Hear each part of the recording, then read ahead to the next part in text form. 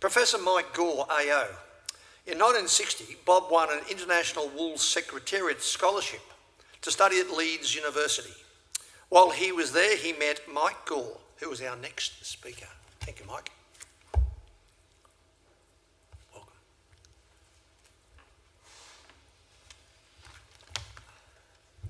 Yes,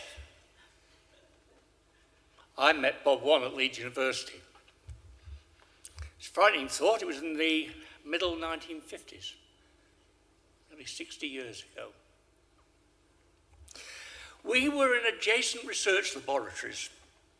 He was in textile chemistry up that door there up the stairs, and I was in textile physics down here. It didn't take me long to realise that Bob Whan could tell yarns. And he loved doing so, many of them. And he told me many stories about Australia, some of which I found at that stage very difficult to believe. He often told me about a time working up in northern New South Wales, places with names like Coonaranabri and Goondiwindi. He told me about working on Jamie Richmond's property at a place close to the Queensland border, a place called Gadooga. Somewhere between Wheelmaringle and Angeldool, will you believe? Look it up later. They sounded like places from another planet. He loved telling me about an Aboriginal stockman at Gadooga called Pat, and how Pat would go looking for cattle in a paddock, and I couldn't believe this, a paddock the size of the country of Wales, that team we've just beaten.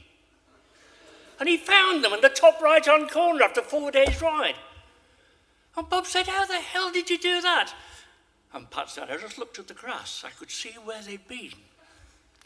On another occasion, Bob told me that Pat had gone for a visit to the nearby town of Walgett for a few days. When he returned, Bob asked him, had he seen a railway train? "No," replied Pat, "but I've seen its tracks, and if ever one comes across this property, I'll have no trouble following it."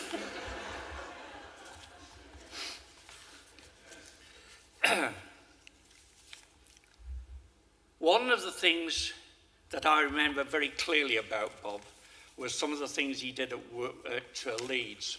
And one of them was taking the local population of Headingley in one of the pubs and standing on a chair, on a table, and reading to them Banjo Patterson.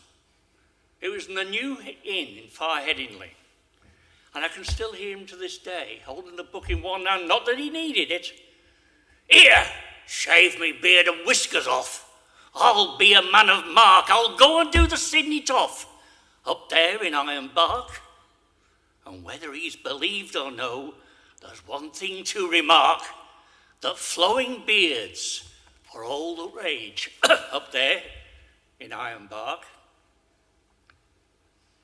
I have another memory of Bob from those faraway days. It was an evening when he and I were both young men. I'm only younger than Bob. We were going out in the town together. Now, in the middle of Headingley, there's an intersection of several roads. There's St Michael's Church there, the Skyrack pub there, and the original oak there. And I remember we went in the Skyrack. Bob said, "I'll get the first round." Went up to the bar, got two halves, came back. And if you know England, we sat down on one of those little tables, round tables about that, with wrought iron underneath. You couldn't lift them up. They weighed a ton. And we sat there, and there were a couple of Yorkshire yokels sitting across the table from us. Now, we're about 300 yards from the wicket at Headingley, this place. We're right in the middle of rural Yorkshire. Anyway, it was my turn to get the rounds, and I went up to the bar. And when I came back, the atmosphere around that table was icy. It was frigid. I thought, what the hell was going on?